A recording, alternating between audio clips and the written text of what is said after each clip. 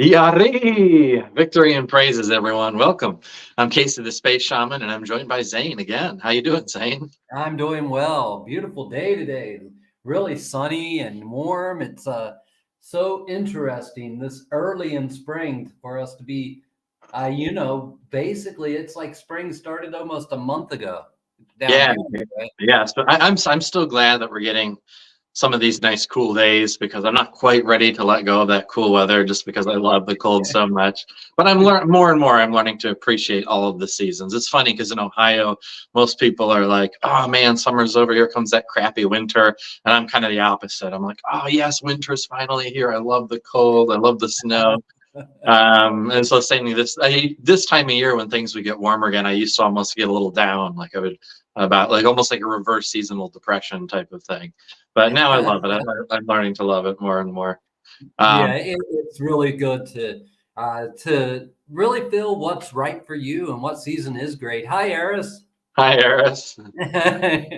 And then also to learn to appreciate the other seasons.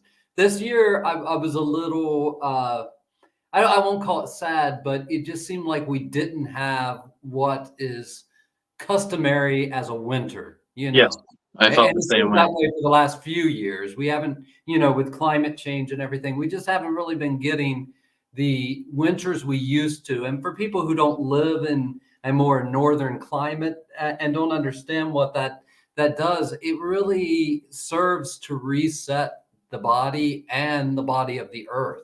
Hmm. That snow slowly melting over a season into the ground helps to restore the water table. But more than that, it actually helps to to decompose the leaves and the other organic matter that's on the earth.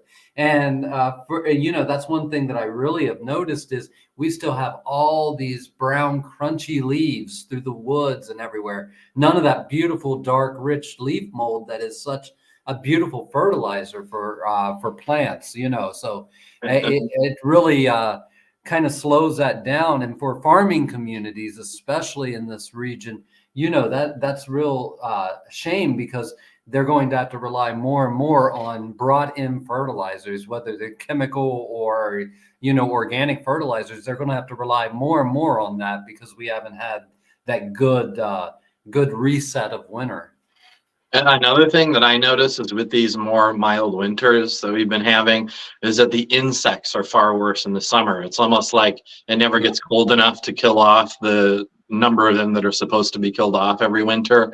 Like Yeah. especially last year in the summer and especially late summer, the mosquitoes were so bad I almost couldn't go hiking through my normal trails that I like to hike. Is you just get devoured the whole time, especially Yeah. someone like me who like the mosquitoes really love my blood for some reason.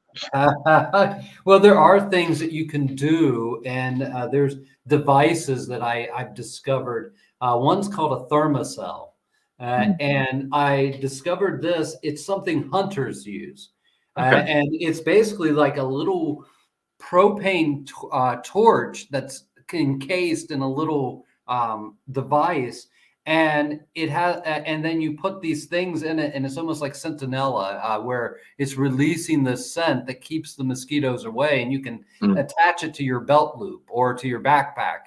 I And might then if have to you're look not into walking that. really fast, it creates about a 5 foot bubble around you that the Wow. mosquitoes kind of stay away. Of course, you're going to get one here and there that just comes through it, or you walked into it, but I'm helps gonna out a have to little look bit. into tech because I so love being out in nature, especially walking in the deep woods where the mosquitoes like to hang out. So yeah, I'm gonna have to look into that kind of technology for And sure. my stepfather, he was born in 1910, so he had all this old Appalachian wisdom. And one of the things they used to always do in the summer was they always wore long sleeves and long pants anyway when they went out because Yeah. it was like woods. That's all that there was. But they would also take lamp oil, because they were still. It was kind of before electricity was a big thing in the rural areas, so they used a lot of oil lamps for light. And their mother would take rags or little strips of cloth and soak it in the lamp oil, and then they tie it around their wrist and around their ankles, and it would keep the ticks away and other things away. Of course, you smell like kerosene and Yeah. all of that I'll is take smelling also like kerosene over being devoured by mosquitoes any day. yeah. But there has to be something that that is more common. I know there are essential oils that kind of keep them at bay a little bit. I've tried them. I've made my own blends, and it's like sometimes it seems like it kind of works. Other times it doesn't really seem like it has much of an effect. But maybe I'm just not trying the right blends. I don't know. One of my friends, Chief Lightning Wolf, he used to always say, if you're getting eaten up by mosquitoes, you're not eating enough garlic. Oh, I eat. Okay, so I'm one of those people and I cook, very often. And when a recipe calls for, if it says 2 or 3 cloves, I'm putting 8 or 9 in. So Yeah, I don't know about that. understand. I love my garlic. When I'm cooking with garlic and I roast cloves of garlic, I'm the same way, man. I overload it because I love garlic so much. Yeah, I love garlic. So I wanted to ask you something. So obviously, most people in the world, especially in the U.S. and especially in this part of the U.S., know about this total solar eclipse coming up. Oh yeah, sure. Um, and obviously I'm going to do something. I'm going to watch the solar eclipse. I'll be there and watch it. But I want to know if there's anything you would recommend for either a Paqo or just anyone who's interested in really taking advantage of being a part of that beautiful energy, any kind of ritual or ceremony or way to drink the energy in or something like that. What are your thoughts on that? Sure, yeah. And we talked about this yesterday on a show that I do sometimes with Hank also, and we were talking about this because it's something coming up. It's a current thing, and more than it being a current thing, is something that's coming up right after a lunar eclipse, which is kind of interesting in and of itself. A lunar eclipse with a full moon, nonetheless, which is a whole lot of transformative energies just bouncing around. But traditionally, and I mean traditionally across the globe pretty much, lunar eclipses were seen a lot like winter solstices and solar eclipses as well, as like a winter solstice or like a new moon. So it was like an uber version of that. It was a time when the light died. And that's how these people saw it. And it brought a lot of fear and a lot of uncertainty. And you weren't sure exactly what was going to come of it, especially in those early primal days. Now, as we started to grow in sophistication and we started to be able to map it and say, oh, this happens in these cycles, and it released a little bit of that, but it was still symbolically a time when the light died, when the light in our life died. And so, like I was talking with Hank, to honor that movement, and the celestial clock that we are watching, this clock, this cosmic timekeeping device that we're watching, to honor that energy, it's about going in. It's about going inward. And see, these things happen in very quick succession, these eclipses and things. So what they would do in the ancient world is they would go and they would almost like confess and purge themselves of whatever was holding them back, of whatever darkness was in their soul. That dark period of the actual eclipse is that time to go inward, is that time to become introspective and to really bring to mind the things that you're hoping for in the future, the things that you're hoping for in the light, the way you would like the light to play, and to understand that we are at this cosmic kind of decision, this cosmic changing of the paradigm, to honor that in your ceremonies on that day, to sit there and first go inward, go into the dark, see what's holding you back, see what is not serving you. And this is not just the darkness. This is also the idealism. To see what idealism is just ungrounded in your life. What cannot manifest for you right now so that you don't put energy toward it. And to find what can manifest, what parts of your idealism, what parts of your what you're hoping to see in the future is within your power to start moving toward. That's all that getting clear, getting that clarity and reaching out from those darkest places in our soul. Not pretending like we're not there, but in that darkness, going deep in, and from those dark places, from those stanzas, reaching up with earnest love, reaching up and asking the sun, help me to purge this darkness, help me to move through it, help me to see what can be, help me to move toward the light again. And then as the light starts to return, to allow yourself to be encoded with it, because it's going to be, it's like a little cosmic break of energy. Or there's still solar energy hitting the earth, but it's a different, more outer solar energy that's hitting the earth. And then when we are brought back into the heart of the sun again to receive the new codes of light and to let them code us, let them tell us, hey, this isn't going to work for you. This isn't something that you're going to be able to manifest. Hey, that ideal, even though beautiful, is only in the realm of fantasy and cannot be manifested in a practical way. So don't put your energy into it and allow yourself to be illuminated. You're praying in that darkness, going deep into the darkness and praying for the light to illuminate you, to the spirits of light. When you come to me, help me to see my way forward. Help me to see how I can move into a new phase of life that is closer to what I dream, what I imagine for myself, and then releasing that so that you can receive the codes that will tell you how to go forward from that point. And, if you do a despacho or you do an ofrenda, ayahuasca, whatever you're doing in a fire ceremony, whatever other things you're doing that day, to align them with that cycle of dark returning to light. To align them in that period, to honor both of these things within us, and to understand that they are leading us to our ultimate becoming. Wow, I love that so much. Yeah, that's beautiful. That's really beautiful. So also, I'm going to talk a little bit about Yanantin and what because when there's an eclipse, there's the energy of the sun and the moon kind of coming together. So I know there has to be some kind of Yanantin dynamic there. Oh yeah, without a doubt, you are correct. Yeah, and let me just pull this up real quick before I forget it. As Era says, "Wow, I love this way to work with the eclipse." Thank you, Zane. Needed this. Oh, you're welcome, sister. So what's going on there? And I don't know. I guess I don't know the exact question I'm asking, but maybe just talk a little bit about the energy dynamics of when the sun and the moon come together as a Yanantin, that kind of unique new light that they create. Yeah. So we're going to have to give a little background though, because a lot of people showing up don't know what this Yanantin thing means, Yeah.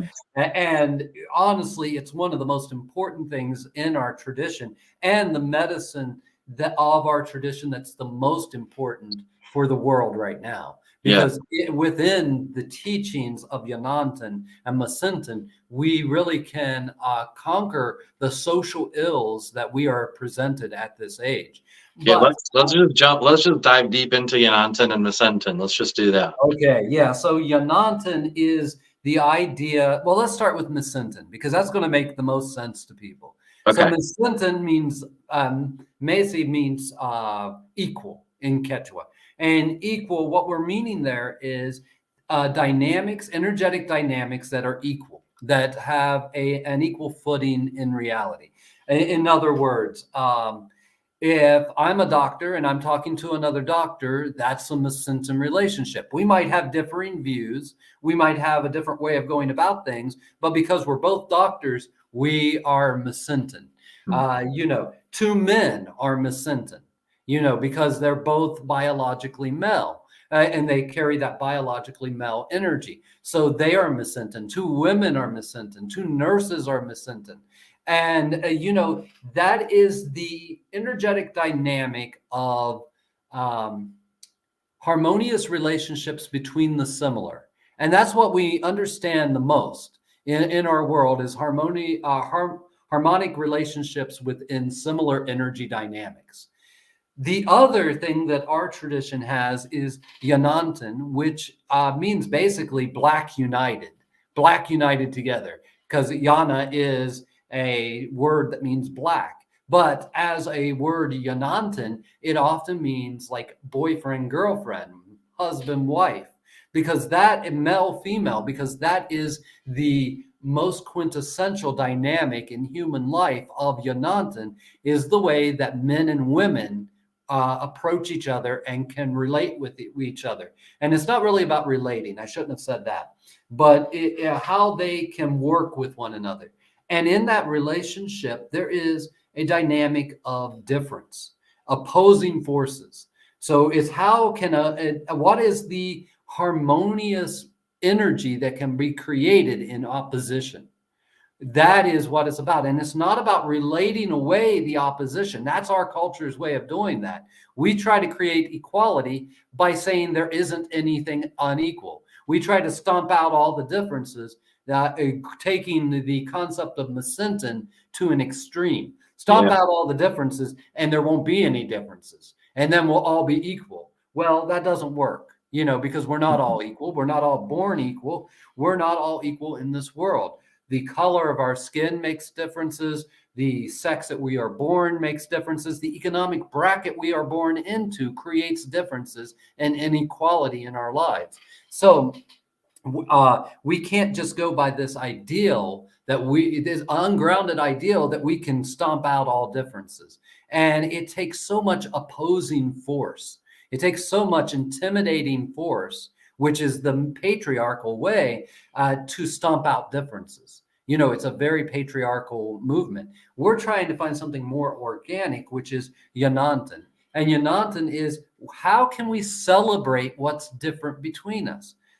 How can we say in one breath and have a stance where we can say, that's not right for me, but it is for you.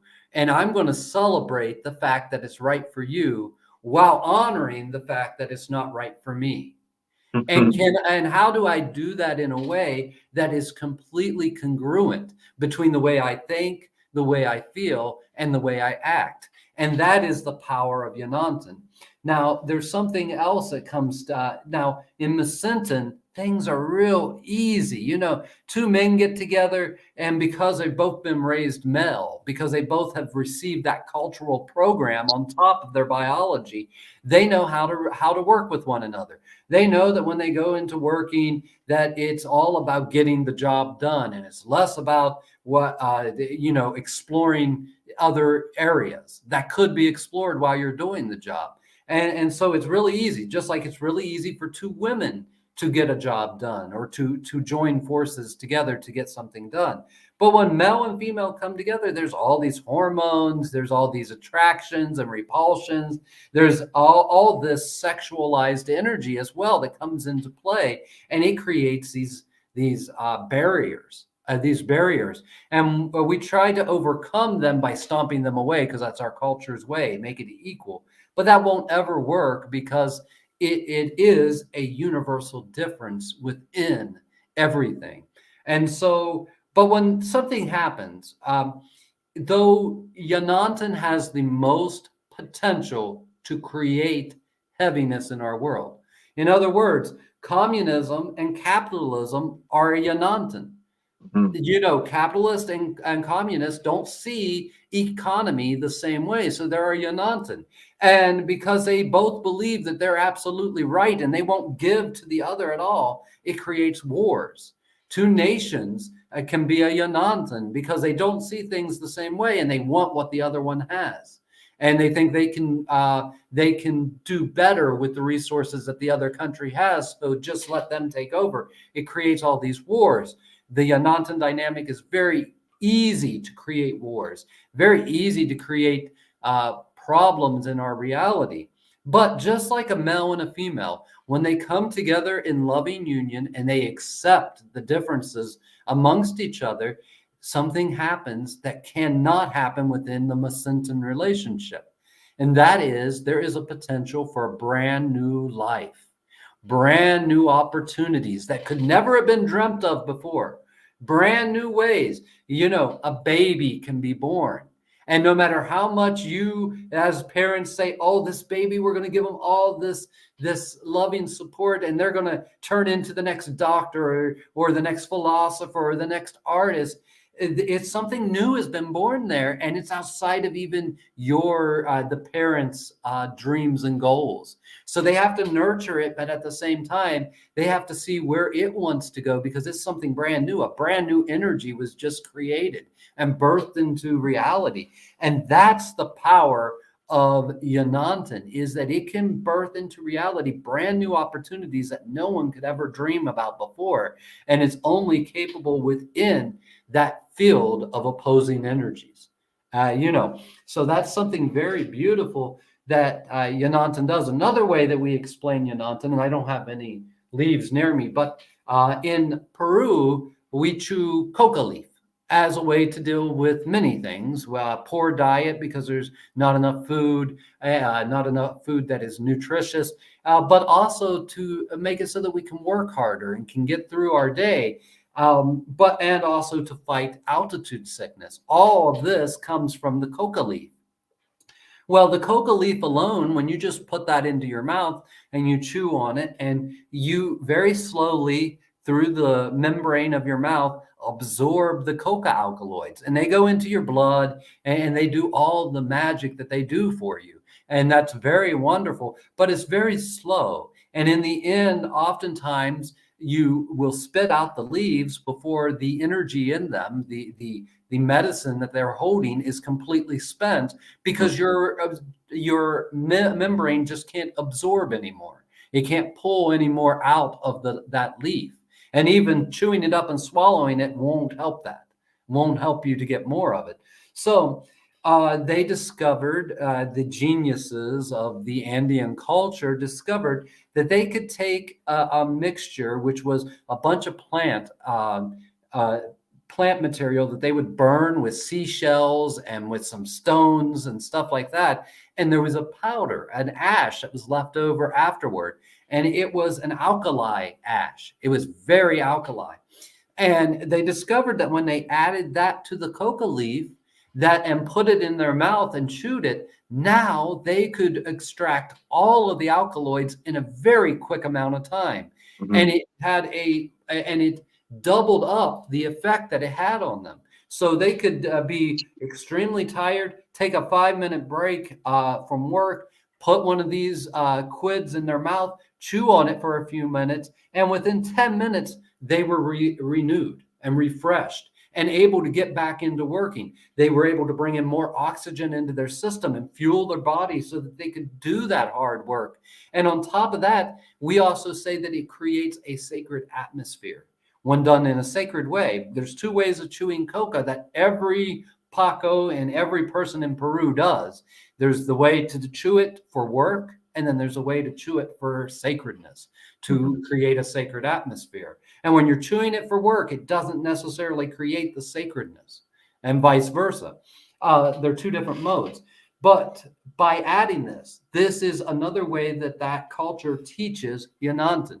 Yanantan is the plant leaf and this alkaline stone ash that is basically like quicklime that we add to concrete so that it sets up and cures and becomes something hard.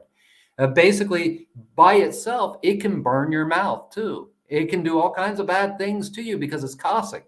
But when mixed in the right way with the leaf and your saliva, it actually benefits you. And that is another way that we see Yanantan.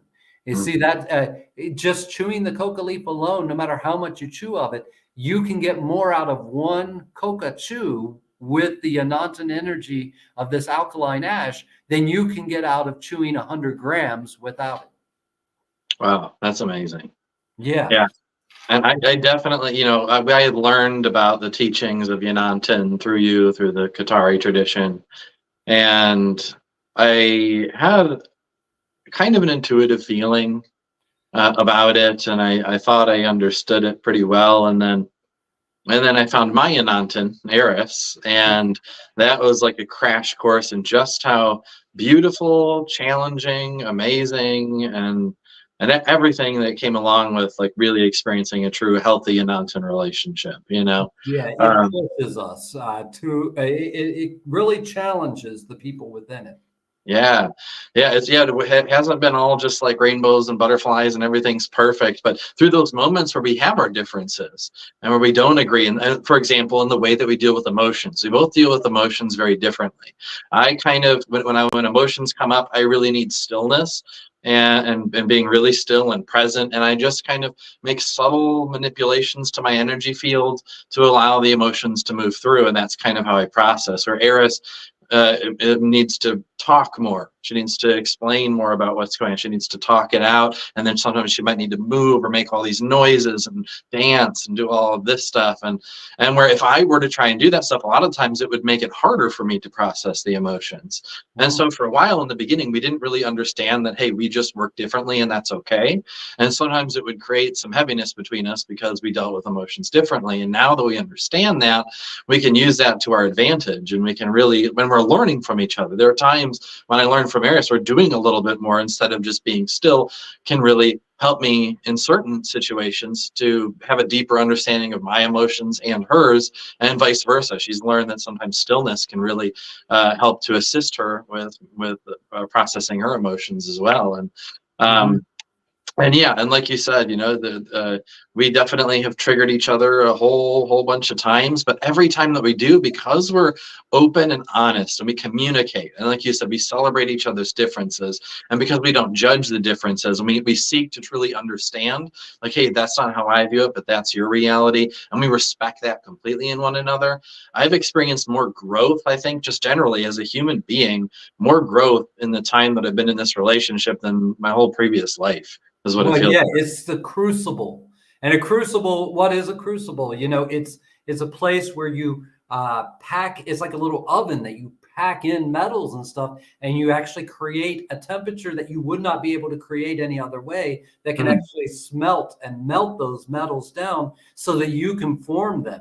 They become malleable. And the same way, relationships, especially romantic relationships, love, it is a crucible that we get to perfect ourselves through.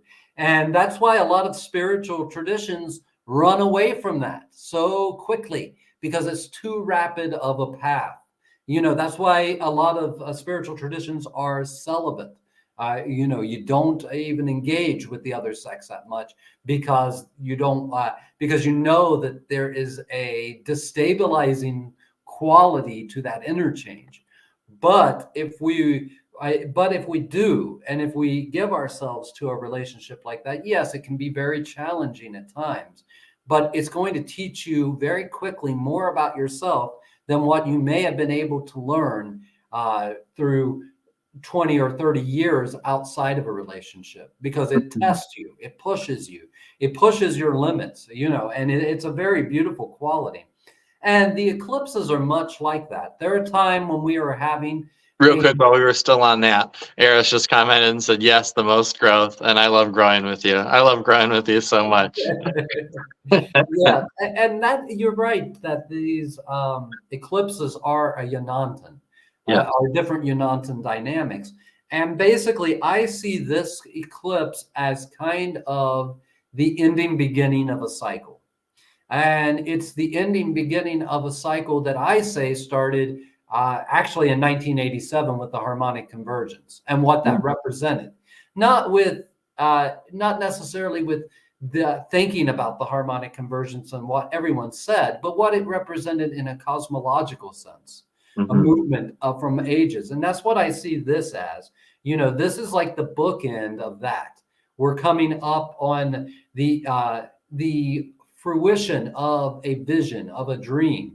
And we're coming into a moment where we're the new dreamers. Everyone alive right now is the new dreamers of this age we're entering. And we are entering a brand new age. COVID had a lot to do with that. COVID challenged the way that we looked at reality and challenged the way we looked at ourselves. And though we're not done with that growth yet, that's still happening and will continue to happen. We are at the beginning of this new age, and we get to define what we want for ourselves. And by ourselves, I mean the collective humanity. Where we want to go, what are we going to step into? Who are we going to become in 100 years, in 200 years? That is the opportunity we have right now. Are we willing to sacrifice certain things to create a brand new golden age that we may never see? Are we willing to put the work into a golden age that we might not see, and we might not even see the beginnings of the benefits of? Are we willing to do that for the future, or are we not? And that's really what we're being asked right now, as humanity, as a global family. And it is going to be the whole family that decides where we're going, because we have that field of free will. So, it really is, who after this eclipse, who do you want to be? Who do you want to be in 10 years? In 20 years? Who do you envision yourself being? How do you envision yourself being? That's the opportunity that is awakened to us. Are we going to follow a path of Yonantan? Are we going to follow a path of Masintan? Would we rather relate away all of our differences and stomp everyone into into a mold that is so similar to each other? Or are we wanting to believe in our differences and help to foster those differences? Or are we going to merge those two together and create a marriage of heaven and hell? And what will that mean?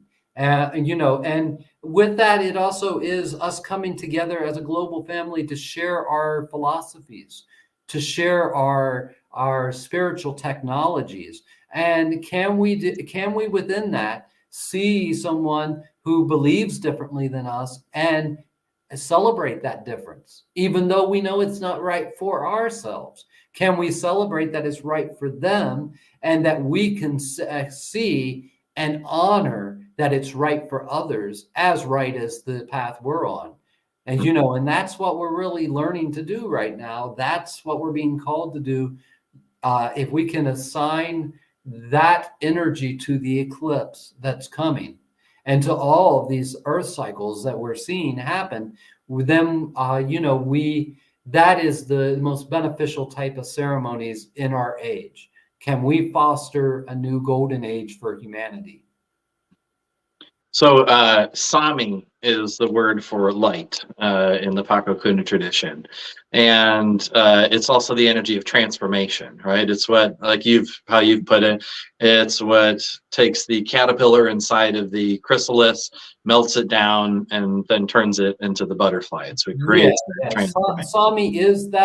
Sami is not correctly called light, though. Okay. It's light as in weight.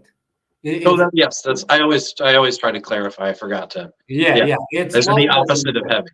Yeah, it's the opposite of heavy. And it's also related to the word breath as well. Sami is breath. So it's related to these qualities of inspiration and expiration, of life and death, of transformation. It's the animating quality of reality. It's what animates reality and makes it be alive, and makes it take on characteristics and personalities and things like that. Yeah, and so as we work with these different cycles of the moon and the sun and all of that, Sami, that animating essence, is what allows for that transformation to take place. And what allows for it to take place in a peaceful way. Transformation will happen with Hucha as well, which is I don't want to get philosophical about the relationship between Sami and Hucha, but Hucha can create change too, and rapid change. But Hucha creates change that can be uncomfortable, a change that can be very challenging to accept. Sami can too. Sami can create Hucha, and Hucha, in the right sense, can create Sami.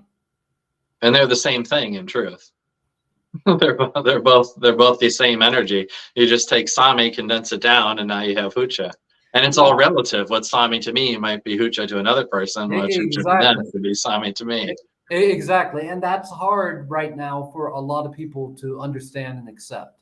But that's a quality. So change will happen. Nothing will stop change from happening. It's just, is it going to be slow and then break free and happen in a radical way? Or is it going to be something that is more gentle? And to just give an example, a hurricane can be very dramatic and very bad situation for people. But if you're prepared for a hurricane, you can weather it in a much better way than if you just aren't prepared for it. So are we prepared, and are we realistic about what these changes will entail for us all? And are we willing to put our energy and effort behind it? So I want to pull these up real quick before I miss them. Era says, knowing I'm evolving and it deeply impacts our future generations and previous is a huge motivator for me. And then I saw a quote that said, we are just borrowing the earth from our future generations. We leave this planet better than we found it. And yeah, and that's something definitely through our work, through the work in the Paqo Kun tradition, at the Hatun Karpai especially, we work with this. And releasing some of the hucha of our ancestral line that maybe our ancestors couldn't release or process at the time when they were alive. And that has an effect in both directions. That affects the ancestry behind us, the generations before us. And in doing that work now, it affects the generations that are to come, our descendants. Yes. As well. And I just think that that's really beautiful. You know, we're not, whatever we're doing, if we're working on ourselves for whatever purpose, maybe we just want to be generally a better person, or we want to heal from our anxiety, or we don't want to pass on our anger or something like that. We're not only doing it for ourselves, we're doing it for all of our ancestors and all of our descendants. We're the focal point right here in the now, in the place of power to create change in both directions. Absolutely. Yeah, that's how it works. You know, it's and that's how ancestral healing does work. You know, well, I'm not going to get into that. I was going to go into the whole ancestor worship thing and everything, but there's no purpose in going into that right now. Okay. Too deep of a subject. Yeah. There were like 3 or 4 things I was gonna say, and then you got into some beautiful stuff, but now I don't remember what they were. I was talking about Sami. Yeah.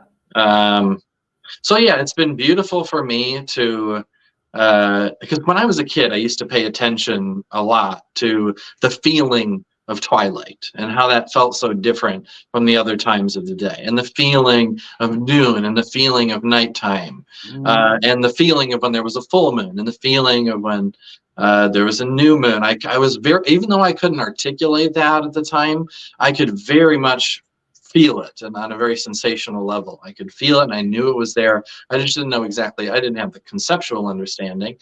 But now that I'm in the master circle with you, and you're bringing our attention, like, hey, start paying attention to that stuff even more deeply again.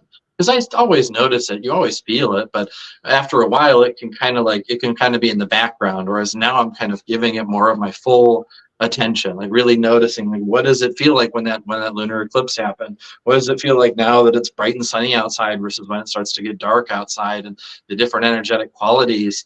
And for me, doing things like, and not just with the cycles of day and night and the moon, but doing that with everything, doing that with, okay, I come across a tree in nature, and I hug it and I feel its energy, or I see an animal, I see a buck walking by, and I sit and I'm feeling its presence and its energy there, or I visit a waterfall and I see this beautiful, and I can feel its energy. And we even do practices to merge with it. But even without doing that, it's like I'm mapping reality inside of my own Paqo, inside of my energy field. I'm mapping, and so then, like, when I go to do healing work, if I'm working on someone, and I feel intuitively that there's something that they need, I conceptually don't understand what it is, but it may come through that they need the medicine of that buck that I saw the other day. That buck has the right energetic codes and downloads to help them move through whatever they need to move through. And because I'm kind of mapping it in my energy field, I can bring that through, which is really beautiful to me. And I just love, mapping reality, the cycles of life, and it's all just such a beautiful dance for me. So what's your experience with kind of mapping things like that? And I think you said it very well. I mean, that is my experience as well. It's a energetic vibration that you're able to, after experiencing, are able to recreate. You're able to recreate it from memory, from the power of memory. You can go back into a moment and recreate that energy if it's necessary, or if it needs to be. Of course, now I've been doing this so long that I'm stepping into a whole new thing, which is not consciously participating in that. but allowing it to happen anyway, to become the field through which it happens without having to acknowledge or notice it happening, Mhm. without feeling like the Western wizard that is driving the energies, and to step out of the way of that, and to allow it to flow in a whole different way, which I call grace now, Mhm. which is a word that I didn't coin, and it comes mostly from the Christian tradition, but is something that I think really capitalizes on what we call the Inca Mauku in our tradition. We're awaiting that Musa Karpai, that Karpai to a new level of consciousness. And that new level of consciousness is something that has been here before. It's not new in that sense, but it's been gone for a very long time. And how can we, within our practices, start to step into more and more of that?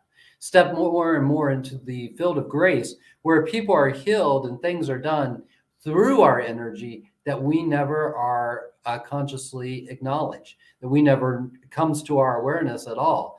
To be able to be a healer that doesn't even know they've performed a healing, that Yeah. doesn't even know, didn't even have someone come to them for a healing to begin with. And that person may walk away without really understanding that they've been healed. But to be able to hold that type of vibration on our planet, that's really where my attention has been drawn to.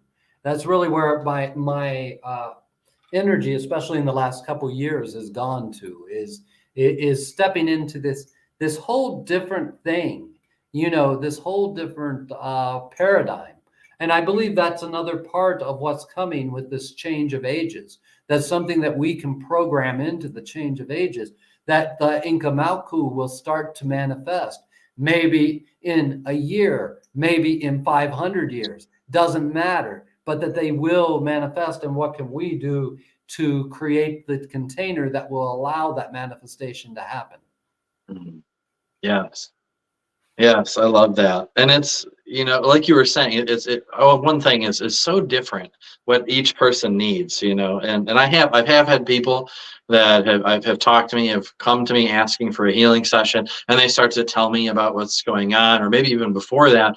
And when I ask them, okay, how does that feel right now? Those emotions that you're carrying, or that pain, like, how does it feel in your body now? And they're like, you know what, that's so funny. I don't feel it now. It feels better. It feels good. And I haven't consciously done any kind of work other than just sit there and be present with them. Yeah, well, Um, that's the great work right there. Just sitting there and being present with someone does more than people often yeah. give it credit for. And there are times that people can have especially Westerners. This isn't true of other cultures completely, but there are times when people who are more Western indoctrinated and follow more of a Western mindset, that they can have complete remissions of things just because they talked about it, Mhm. just because they voiced it, just because they brought it up and heard themselves say it, just because they journaled it. They can have humongous leaps in their healing. In other cultures, not so much, because it's not important to conceptualize it and to understand it and everything. The Western world, it is, because we got rid of our ancient tradition and replaced it with science and the scientific method. And we are such an intellectually based culture that oftentimes we like the mental exploration of something. We like to really draw it out and extrapolate it and put it in front of us and view it from different angles to see how it works and why it does what it does. And that's something beautiful. That's a medicine for our culture. And anyone who is stepping into this field of cross-cultural shamanism, where they're wanting to be a healer, they have to understand that healing is a little different from culture to culture. That Yeah. we have to embrace what our culture brings into it. and how our culture works. You know, my teachers in Peru, they don't understand sometimes when a Westerner's up on a mountain going, ha, ha, ha, you know, oh my goodness, and they're just ecstatic and melting, and oh, this is so magnificent. They think, and they have reason to think this too, that you're imbalanced at that point. That something imbalanced is happening with you. And in a very real sense, they're correct.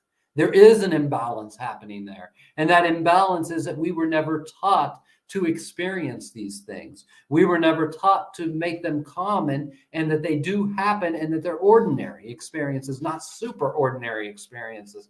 So we do that as a way of vocalizing and externalizing it mentally and emotionally, hoping that somebody will come to us and say, yeah, that's right, it is like that. But in other cultures, you won't get that so much. You'll get them looking at you strange and telling you to calm down. Yeah. So I have noticed this when working with people, most people in this country, and I work with people all over the world. I work with people in Mexico and South America. I work with people in Australia and Europe and many different. Soon I'm working with a Maori guy, a native of New Zealand, but people in this country especially, they really need. I find it benefits. I shouldn't say it's necessary. It's because it's not necessary. It can be done without it. But it really helps to expedite things or facilitate things a little better when I explain some of what's going on energetically. Or if say I'm working with pulling out some hucha from an area, from someone's heart to refill it with Sami. If I tell them, now feel, I'm pulling some heaviness out. So bring your attention to that and feel the heaviness leaving there.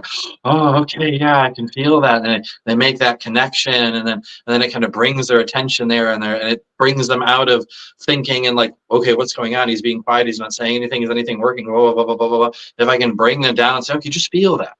Just feel me pulling this, and I can work with their mind to bring their attention to the body, to the heart, to the sensations, to the energy. I find that really helps people to let go of things, and it helps people to integrate things a lot more easily. Absolutely, yeah. And there's an art to it. The art is it's not always. Yes. The art is some people need that. There are other people who do not. And if you do that, that's going to, even in our culture, and if you do that, it's going to slow down their whole thing, because they're going to be like, why you're bringing me out of the space. You're all this mental, because the mind does. But for some people, they need to be led by the mind. They have to be led by the mind, or they can't believe anything's happening. So that's where the artistic quality comes into it. You have to know how to approach a person, and you don't know it beforehand. You can't, and that's something I try to tell people all the time. Don't think about the healing you're about to do. Yeah. Even if the person's already told you what's going on with them, don't find a game plan for it. Let that be in the moment and rely on what you've been taught. Because especially if you worked with me, you are taught certain kinds of processes that we use. And those processes are very open-ended. They allow for a lot of flexibility, but doing the process that way, even if you're not feeling it, even if you're not believing in it that day, it doesn't require your belief, because the process itself has a morphic field to it. And it has generations and generations of people doing it that way over and over. And we have ancestors and lineages on the other side that when they see us do something in a way that makes sense to them, they will lend their energy to it. Now, if we completely create it in our own way, they may not understand what's being asked of them. They may not understand how they can help assist you. Because, I really try to go from a point of view to remind everyone that just because you're on the other side doesn't mean you've been perfected. Doesn't mean that you are wiser or anything else. You could be we come here for that. This is the rapid path to spiritual growth, not the other side. The other side is the slow path of spiritual growth. So if you can, real quick before you go on, I wanted to, because I talked to people about this. People have this idea that when we lose our physical shells, pass on, that we no longer have an ego, we no longer have a mind, we no longer have emotions or anything like that. And that's not my experience. My experience is we have all of that. We have all the same stuff we have when we're here in these shells. It's just that we're no longer a physical being. We no longer have a physical body. We still have a mind. You can still think. You can still feel emotions and spirit. How would we be able to do those things here in this body if we didn't have a body to do that with in spirit as well? Yeah. You know, that's what allows for us to think, or everything, because everything comes from energy. Everything is spirit, right? Yeah. Yeah. And so if we didn't have a spiritual mind, we couldn't have a physical mind. If we didn't have spiritual emotions, we couldn't have physical emotions. Yeah, it's an interesting concept that we are perfected at the moment of death. What we Yeah, are perfected in is we know death. yeah, We have that wisdom that we have transitioned, if we are aware that we have transitioned. But there's different realms that we contact.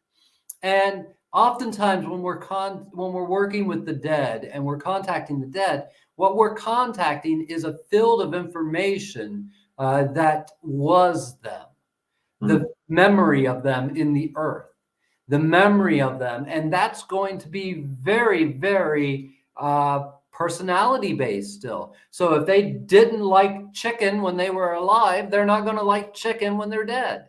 You know, that's just how they're going to be. If they had this bias when they were alive, you shouldn't expect them not to have it. If they were judgmental or they were a bigot, you shouldn't expect that to vanish just because they're on the other side. Just because they died doesn't mean that all those personality traits quit existing and only the beautiful personality traits. Yes, there is a transformation that happens to us that can make us less heavy after we die. But that same transformation could make you more heavy after you die. It mm, could make you more bitter about life because maybe there was things you just didn't get to do that you wanted to do and you didn't allow yourself to do. So when you pass on, all you do is be a spirit that's bitter you didn't get to do that. And maybe that reflects that if you see one of your descendants, maybe you're going to try to force them into living your dream, into trying to accomplish what you didn't get to accomplish, or vice versa. You see them doing things that you don't like, so you try to put energy into their lives that wreck what they're trying to do. And that's why we have ancestor altars. That's why we do those things, is because we're giving them acknowledgement and love and energy so that they don't have to try to meddle in our lives to yeah. get noticed. Yeah, I have. I've done facilitated a number of healings where people have had ancestors that were very traumatized and had their own wounds, their own unhealed biases and unintegrated shadows, and that they really were heavily affecting a person's life as it was showing up in the now. I remember this one guy was he constantly felt like nothing he did was good enough. He had a job where he was making tons of money and he had a family and a big house and all these things, but he just constantly felt like a failure and like he needed to be doing more and more and more. And we were able to open up communication with one of his ancestors that had it really hard and never had enough and always had this sense of lack and fear for survival. And so this ancestor was kind of pushing that on them, like you need to be doing more, making more money, securing more resources to be more safe and survived. And then opening up that communication, speaking to that ancestor, performing healing on both the person in the now and the ancestor as they're showing up without their physical body, that was able to shift and create very real change in the way that this person interacted with their environment, with their job, with their life. And yeah, it just always blows my mind how interacting with these unseen, which they're only unseen until you learn to use your imagination, but these spiritual realms, how much of a powerful impact they can have on our real physical realities, Absolutely. Yeah, they do have an impact, just as much of an impact as the invisible viruses have on our reality and Yeah, these other invisible microbes and stuff. It is, there is a humongous interchange that is always going on, even though we're unaware of it oftentimes. And that's okay for us to be unaware of it because our consciousness as we know it is for a particular job. It runs a particular job and it has to do with the survival of you and the survival of the species. So it's going to bring up, so it's going to filter out things that it doesn't see as being the most important part of that survival mechanism. It's going to filter those ideas, those thoughts, those sensations, those experiences. It's going to filter those out more, because that's not what our overt consciousness as we know it is about. Yeah, that makes sense. Hey, I think this is about a good time. We were almost at an hour. You feel comfortable with wrapping it up here? It's cool with me. I like the hour thing. Yeah, the hour is good for me. For 55:05, I just looked at it. It's 55:05 on the timer right when I looked at that. Oh, wow. Okay, everyone. Let's try to stop right at 5555. Okay, let's try and make it happen. So everybody, thank you so much for watching. If you'd like to schedule a session with either Zane or I, reach out to us. Well, my socials, all my contacts are in the description, and I'll ask Zane if he wants me to put his descriptions in there. But Sure, put them in there, man. reach out, and then we have an upcoming apprenticeship. We have an apprenticeship for the Qatari lineage, for the Paqo Kuna tradition that's coming up in a couple months. So stay tuned to the channel, stay tuned to everything. And if you're called to it, we would love to have you. Absolutely. Love you all. Oh, yeah, thank you. Nike Koyaki.